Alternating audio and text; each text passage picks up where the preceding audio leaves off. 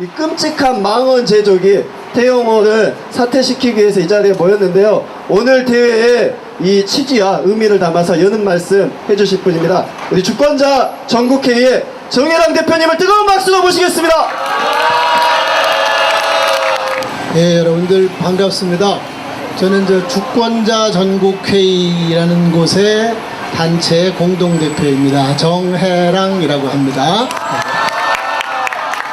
여러분들을 보니까 그냥 저는 절로 웃음이 나옵니다. 왜 그러냐면은 제가 여러분들이 태어나기도 훨씬 전인 70년대에 처음 긴급조치로 구속이 돼서 지금 한 40년 동안 이제 독재정권 또 외세 친일 세력들과 싸워왔는데 이제 저희들 이렇게 모여보면은 솔직하게 말씀드려서 이 성조기 부대 있죠? 거기하고 별로 차이가 안 날 때가 있어요.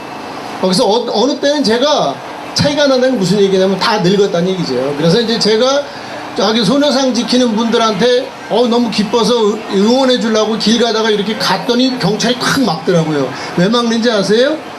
거의 노인네들이 자꾸 이제 막 해방을 온대요. 그런지 알고 그러는 거예요. 그런데 이렇게 젊은 분들을 이렇게 여러분들을 뵈니까 정말 기분이 무지 좋습니다. 자, 저희가 7월 21일부터 태영호 촉구 행동을 해왔습니다. 그런데 태영호는 왜 사퇴해야 되느냐, 그리고 우리가 왜 규탄하느냐, 여기 써있듯이 역사 왜곡이죠.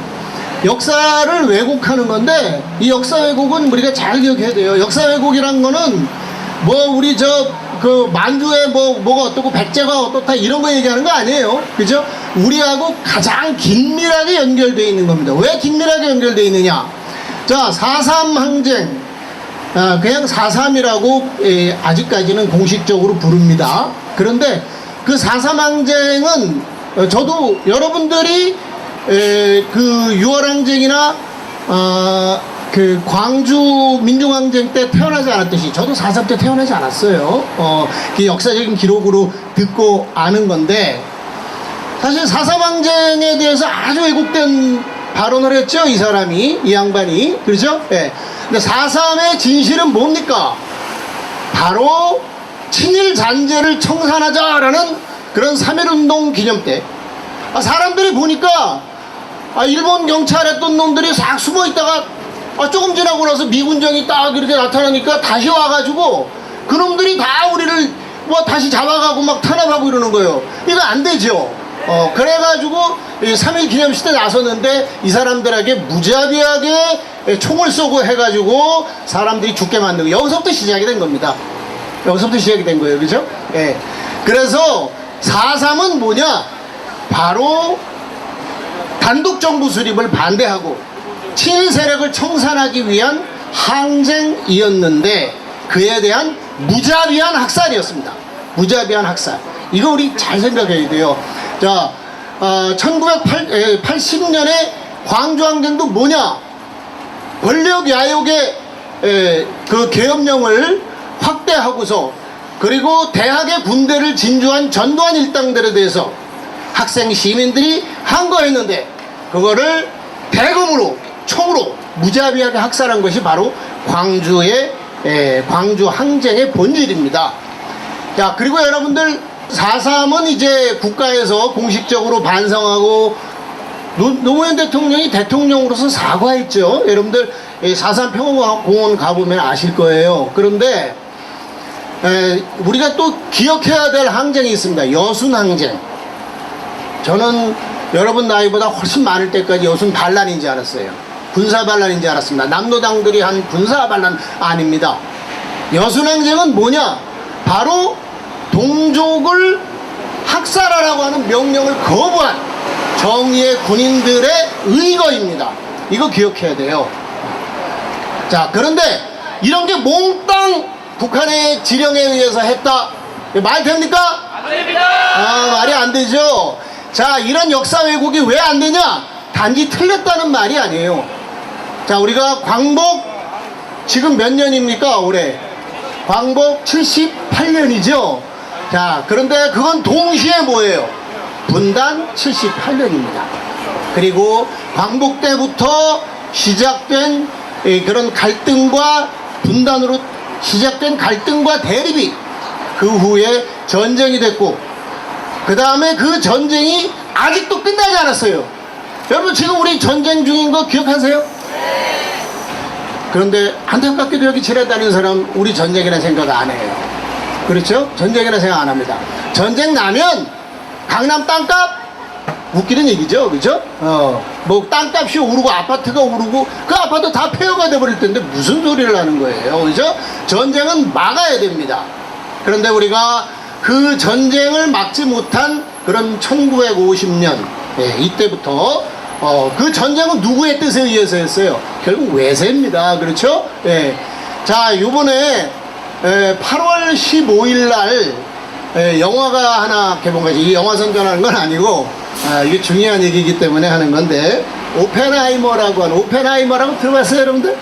예, 오펜하이머 핵무기 개발을 한 그 맨해튼 프로젝트의 수장인 핵물리학자죠. 나중에 이 사람은 그거에 대해서 굉장히 괴로워하고 그 다음에 반핵 운동에 나서고 그랬습니다. 이 사람이 말해요, 1951년에 한국을 방문했대요. 한국을 방문해서 핵무기가 이제 1945년에 처음 투하됐잖아요. 그리고 그 이후에는 투하된 적이 없어요. 그런데 과연 한국에 투하를 하면 어떨까라는 거를 자기들끼리 논의했대요. 이번에 그 워싱턴에서 그 있었던 평화협정의 전망과 도전이란 컨퍼런스에서 아주 유명한 세계적인 학자 있습니다. 브루스 커밍스라고, 이 사람이 그 얘기를 했어요. 자, 우리가 북한 핵위기, 북한 핵위기 뭐 이딴 말들 언론에서 많이 하는데 정확하게 말하면 뭡니까? 한반도 핵위기인데, 한반도 핵위기는 언제 시작됐어요? 바로 이때 시작됐습니다. 그리고 이때 트루먼 대통령이 핵무기를 쓸 건가 말 건가를 검토했어요. 핵무기를 써야 된다라고 주장한 그런 미치광이 있죠. 그 누구예요? 메가더. 그런데 그놈의 동상을 세워놓고 거의 그걸 지켜야 된다고 하는 그런 미치광이들이 또 있어요. 한국 사람으로서. 그렇죠? 예. 자, 이런 사람들 우리가 정말 설득해야 됩니다. 여러분들 행여라도 그런 사람 빨리 죽어야 돼 이런 소리 하면 안 돼요. 그러면 안 되고, 설득하고 여러분들 친구들도 설득하고 엄마 아빠도 설득하고, 엄마 아빠들은 뭐 되게 그렇게 생각하지 않으시는 분이겠지만 그렇게 해서 우리가 이런 전쟁의 위기 이거를 벗어나야 되는데, 자, 전쟁의 위기를 막기 위해서 그동안 우리 가만히 있었던 거 아닙니다. 전쟁의 위기를 막기 위한 방법이 뭐예요? 바로 남북 화해입니다. 그죠? 민족 화해. 그런데 항상 여기에 찬물을 끼얹고 이걸 되돌리려고 하는 놈들이 있어요. 그렇죠? 미국이 그렇고 또 한국 내에 있습니다. 그 대표적인 인물 누구예요? 태용호. 그렇죠? 태용호입니다. 그래서 우리가 사퇴하라는 거예요. 역사 왜곡, 틀린 역사 얘기하는 정도가 아니라 이 인간이 나서가지고 남북을 이렇게 갈라놓으려고. 그러고서 지한테는 좋은지 지도 죽을 텐데, 근데 그래도 지는 그때까지는 좋겠죠. 그렇죠? 자기 존재 의미가 있으니까. 그렇죠? 그렇습니다. 그래서 우리가 이런 사람들을 솎아내고 쫓아내고 무력화시켜야 됩니다. 그러지 않으면 우린 전쟁이 나면 다시 50년 같은 시대로 돌아갈 수밖에 없어요. 명심해야 됩니다. 이건 정말 우리가 명심해야 돼요. 그렇죠? 그래서 전쟁 위기를 막아야 됩니다. 그런데 여러분들, 전쟁 위기를 부추기는 인간들이 공통점이 또 있어요. 뭐예요? 바로 친일파입니다. 자, 친일파라는 말 요새 상당히 이렇게 뭐 쓱 가라앉는 것 같은데, 친일파는 친일파예요, 분명히. 그렇죠? 네. 친일파라는 게 그냥 일본하고 친하다는 거 아니에요. 일본하고 친해도 괜찮습니다. 일본 만화 좋아해도 좋고, 뭐 일본 그룹 좋아해도 좋고, 그런 건 상관없어요. 그런 건 상관없어요. 그게 문제가 아닙니다. 바로 일본 군국주의. 그들은 항상 동북아 침략의 야욕을 가지고 살아갑니다. 이런 놈들의 편을 들어서 자기들이 살아가려고 하는 자, 대표적인 인물, 태용호보다 더 대표적인 인물, 바로 윤석열이죠. 윤석열. 그죠? 자, 이놈 뭐라 그랬어요? 100년이 지난 일을 가지고 무릎 꿇고 사죄하라는 것은 인정할 수 없다. 그래 놓고서 슥 자기가 안 한 것처럼 딴 놈들이 그러는데 그게 주어가 다르다고 했는데 결국은 확인해 보니까 그렇죠. 이거는 탄핵감입니다. 탄핵감.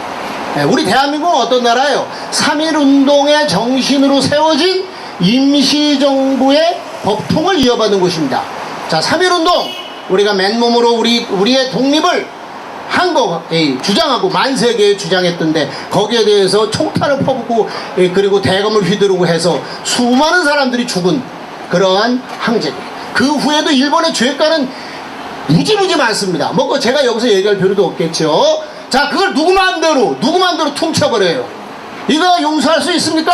네. 자, 그러면은 이 윤석열이 같은 놈한테 빌붙어가지고 그걸로 계속 그렇게 살아가겠다고 하면서 계속 민족의 분열과 이런 이 반복 대결을 얘기하는 자, 우리가 지금 몰아내야 된다라고 생각하고 여기 앉아있는 자, 누구요?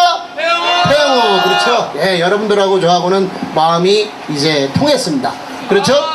여러분들하고 저하고 40년 정도 차이가 나는 것 같은데 우리는 세대의 분열, 우리는 나이 많은 사람이고 젊은 사람에서 요즘 젊은 사람들은 어때? 이딴 소리 하면 안 되고요. 또 나이 많은 사람 빨리 죽어야 돼, 이딴 소리 해도 안 됩니다. 경상도 사람이라도 전라도 사람이라도 마찬가지. 어떤 종교를 가졌든 옳은 것은 옳은 것이고요. 그것을 위해서 해야 되는데 우리 민족이 해야 할 제1의 과제, 바로 전쟁 위기고 전쟁 위기를 극복해야 되고 평화를 찾아야 되는데 그 평화를 찾기 위한 방법은 가장 확실한 방법은 뭐예요? 통일. 그렇죠? 예, 그래서 여러분들의 행동에 대해서 저는 적극적으로 열렬히 지지와 성원을 보내고 여러분들과 함께 통일의 그날까지 같이 갈 것을 말씀드리면서 오늘의 여는 말씀을 이만 줄이겠습니다. 고맙습니다.